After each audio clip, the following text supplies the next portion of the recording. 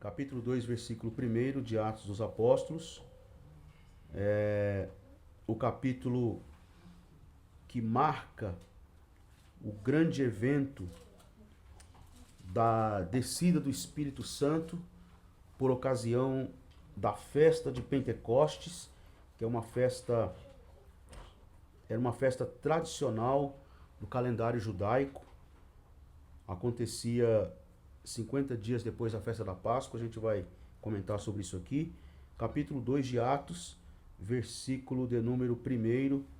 Vamos ler aí os 13 primeiros versículos deste tão importante capítulo 2 de Atos dos Apóstolos, que diz assim: Chegando o dia de Pentecoste, estavam todos reunidos num só lugar. De repente veio do céu um som como de um vento muito forte e encheu toda a casa na qual estavam assentados. E viram o que parecia línguas de fogo, que se separaram e pousaram sobre cada um deles.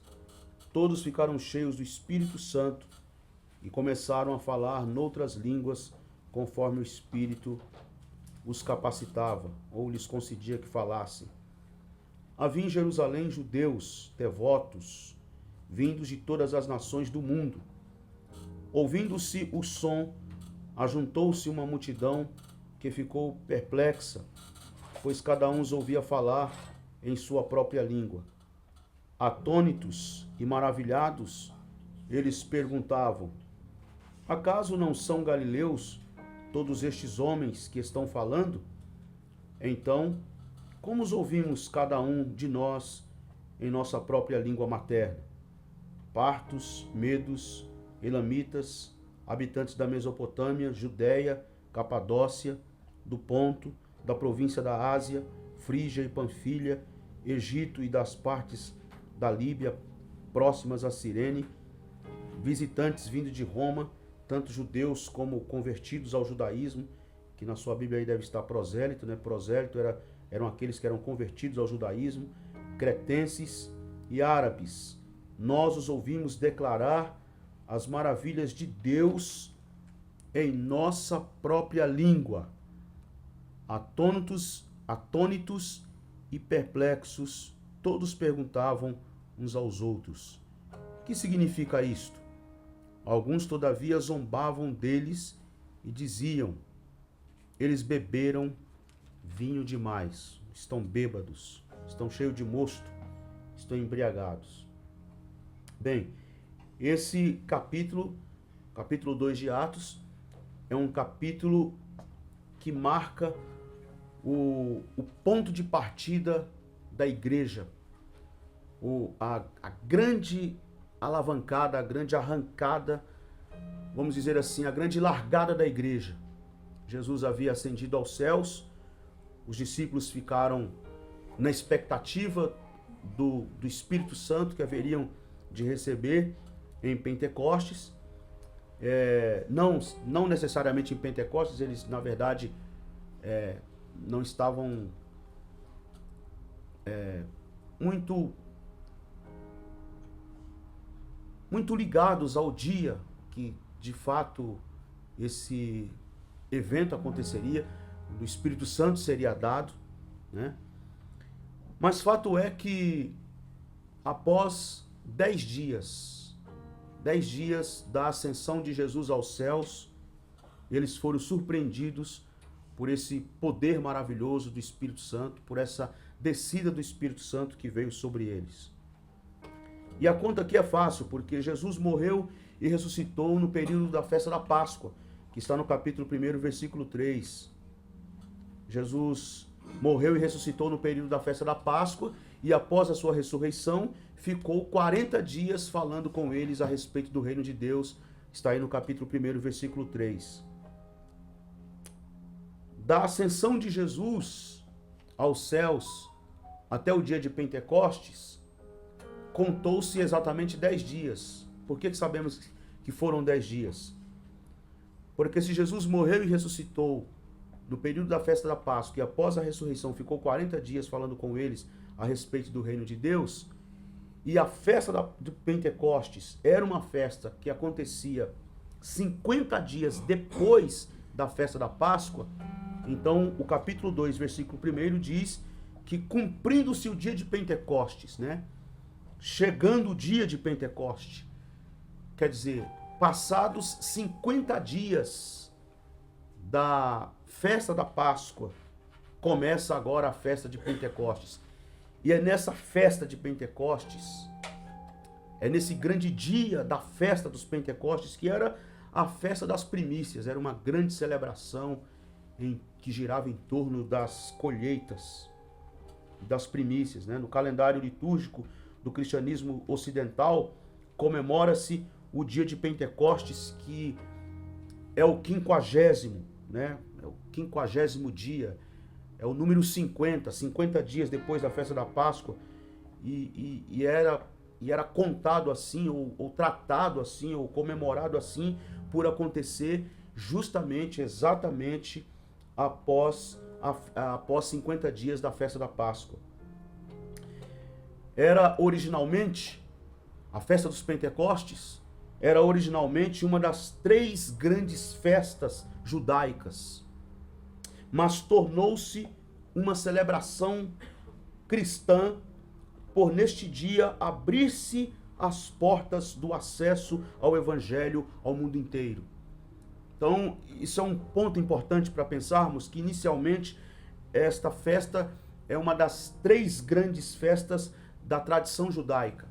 Mas a partir do evento da descida do Espírito Santo, esta festa marca não só um grande significado, ela expressa não só um grande significado na tradição judaica, mas agora também uma grande celebração cristã, porque marca exatamente aí a grande largada da igreja, quando as portas da pregação do Evangelho, ou do acesso ao Evangelho ao mundo inteiro, é aberto a partir desse grande dia da descida do Espírito Santo sobre aqueles irmãos, que era um número aproximado de 120 pessoas que estavam reunidos numa sala, assim como nós estamos reunidos aqui hoje à noite. Nesse sentido, Pentecostes é uma revolução étnico-religiosa. Ou seja, Deus não tem preferidos. E é exatamente esta situação toda que chamou a atenção dos presentes, dos que estavam reunidos ali no dia de Pentecostes. Vocês viram aqui na leitura que a cidade de Jerusalém estava cheia, estava superlotada. Havia uma multidão enorme que era composta por diversas nacionalidades. Lucas, inclusive, faz questão de mencionar aqui alguns lugares, como a gente leu aqui, né? Partos, medos, elamitas, habitantes da Mesopotâmia, Judéia, Capadócia, Ponto, Ásia, Frígia, Panfilha, Egitos, partes da Líbia, próximos a Cirene, visitantes que vinham de Roma, tanto judeus como prosélitos, né, eram convertidos ao judaísmo, cretenses, árabes, né?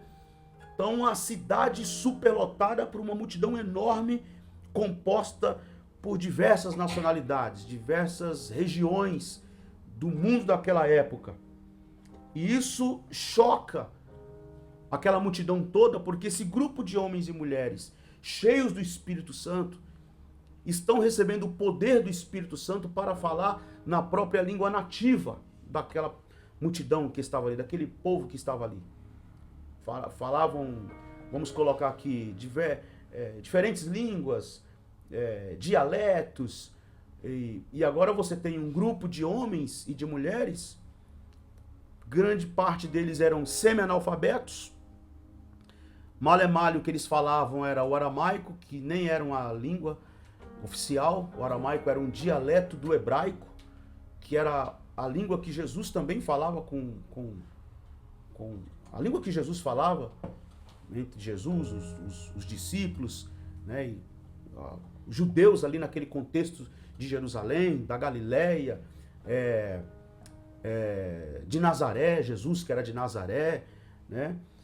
E eles ficaram chocados, porque não são galileus todos esses que aí estão falando, e a pergunta que surge aqui, Como, pois, os ouvimos falar na nossa própria língua materna das grandezas de Deus? Então, é por isso que nós afirmamos que a fé pentecostal afirma que, nesse sentido, o Pentecostes é uma revolução étnico-religiosa.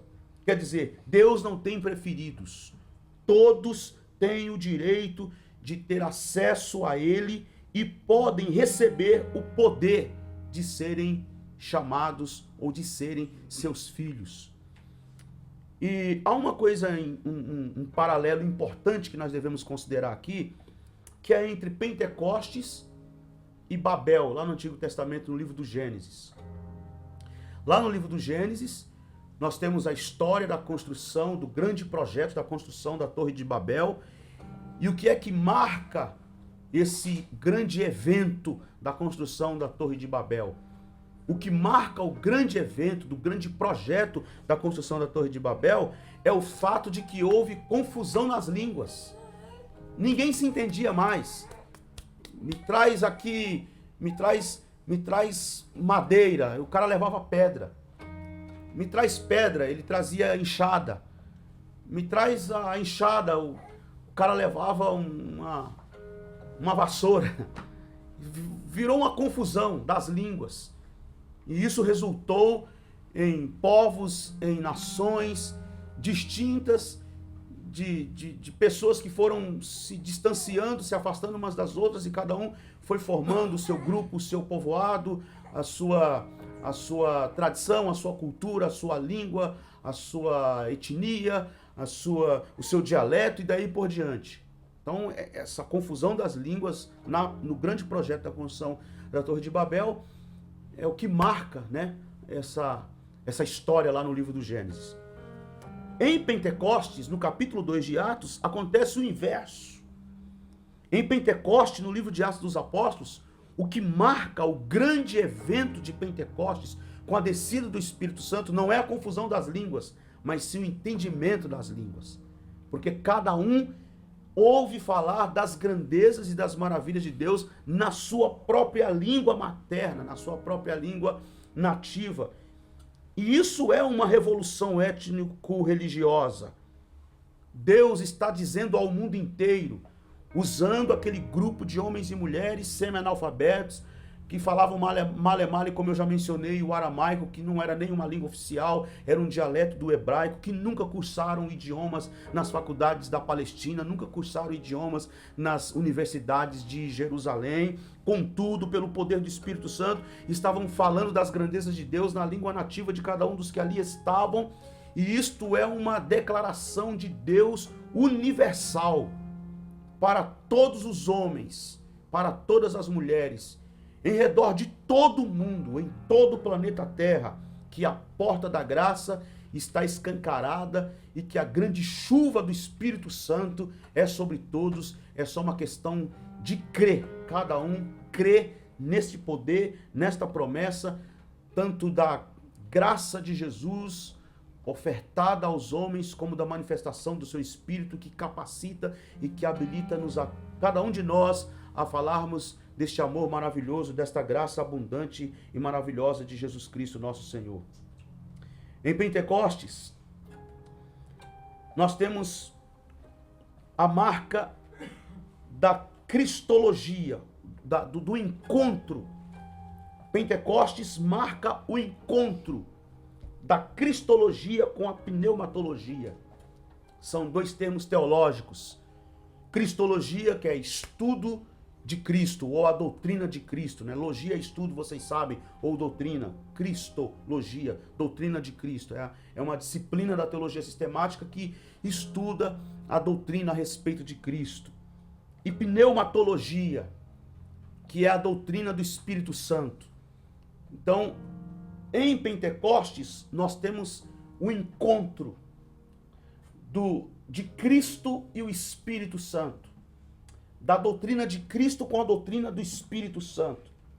Pois se o sacrifício de Jesus proporcionou salvação, o Cristo da cruz não poderia realizá-lo sem o empoderamento e a unção do Espírito Santo. Por isso que Pedro, na casa de Cornélio, no capítulo 10 de Atos, diz assim: Deus ungiu a Jesus de Nazaré com o Espírito Santo e com poder, o qual andou fazendo bem e curando a todos os oprimidos do diabo, porque Deus era com ele. Nenhum cristão tem dificuldade em entender que Jesus foi cheio do Espírito Santo, que o ministério de Jesus, que a missão de Jesus foi energizada, foi potencializada, foi dinamizada pela unção e pelo poder do Espírito Santo. Então, o próprio Cristo Jesus, no seu sacrifício na cruz do Calvário, proporcionando-nos salvação, ele realizou, mas também sob o poder do Espírito Santo, na unção do Espírito Santo. E uma vez que Cristo destinou aos seus discípulos e à igreja a missão de anunciar a mensagem do Evangelho, no Pentecostes, o Espírito empoderou os discípulos para que cumprissem a missão. Então, o que é que nós queremos dizer aqui? Que o grande objetivo do poder do Espírito Santo dado aos discípulos e, por conseguinte, à sua igreja, nós temos aqui a igreja nascendo no primeiro século. É bem verdade que a igreja é antes da fundação do mundo, antes que Deus lançasse os fundamentos dos confins do universo, já havia no seu coração o propósito da sua igreja, e a igreja é antes da fundação do mundo. Mas historicamente falando, nós afirmamos que a igreja nasceu no Calvário e foi inaugurada em Pentecostes. Então nós temos historicamente aqui a inauguração da igreja em Pentecostes. O grande objetivo pelo qual o Espírito Santo foi dado à igreja é para que a igreja cumpra cabalmente a sua missão, qual seja a missão da proclamação do Evangelho, da pregação do Evangelho.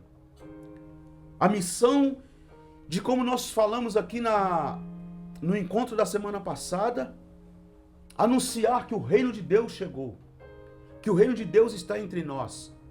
A missão de ser uma sinalizadora do reino, de ser um apontamento do reino, de ser uma embaixada dos céus aqui na terra, de ser uma representante de Jesus Cristo, de ser sal da terra, de ser luz do mundo, de ser como astros e estrelas, como luzeiros que brilha neste mundo entenebrecido e que ilumina e que convida os homens a glorificarem a Deus que está nos céus a partir das nossas obras, das nossas boas obras, como igreja de Jesus plantada para ser sal, para ser luz, para ser carvalho de justiça. Então, uma vez que Cristo destinou aos seus discípulos e à igreja a missão de anunciar a mensagem do Evangelho, no Pentecostes, o Espírito empoderou os discípulos para que cumprissem esta missão. A missão de ser igreja, a missão da proclamação do Evangelho, a missão de sinalização do reino de Deus. Portanto, mais que uma festa ou uma data litúrgica, tanto no calendário judaico como agora também no calendário cristão, já que agora Pentecostes também tem a ver com a tradição cristã.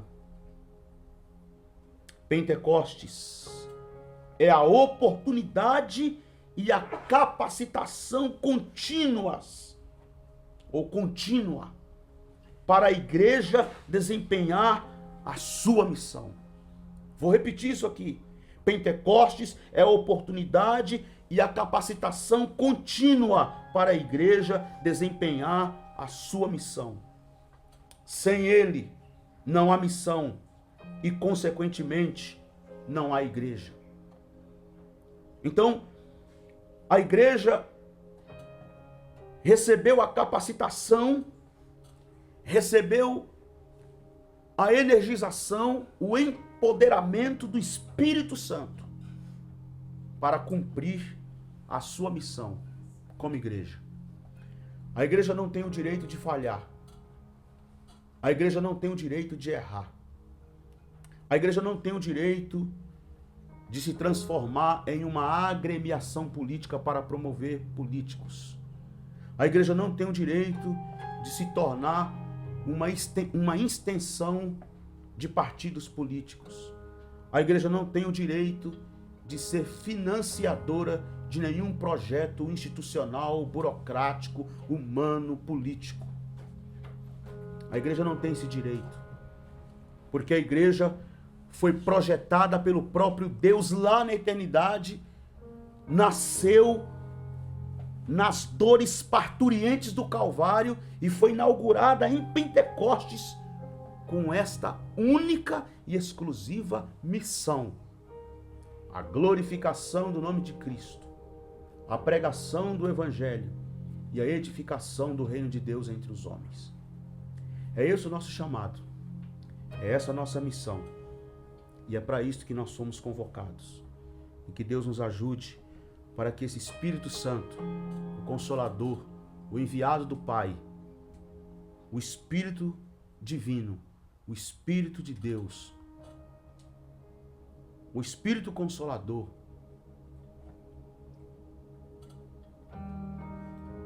caminhe conosco, reavivando sempre em nosso coração e em nossa mente este sentimento e trazendo sempre esta consciência de que nós temos uma missão, e a nossa missão não é outra senão, no poder do Espírito Santo, glorificar a Cristo, pregar o Evangelho e edificar o reino de Deus nesta terra com a transformação e a edificação de vidas. Isto é Pentecostes para nós. Este é o nosso Pentecostes. E que Deus nos ajude. Amado Pai, nós queremos te dar louvor e graça pelo privilégio de sermos eleitos como igreja para sermos luz, para sermos sal, para no poder pentecostal de Deus sinalizarmos o reino, cumprir a nossa missão,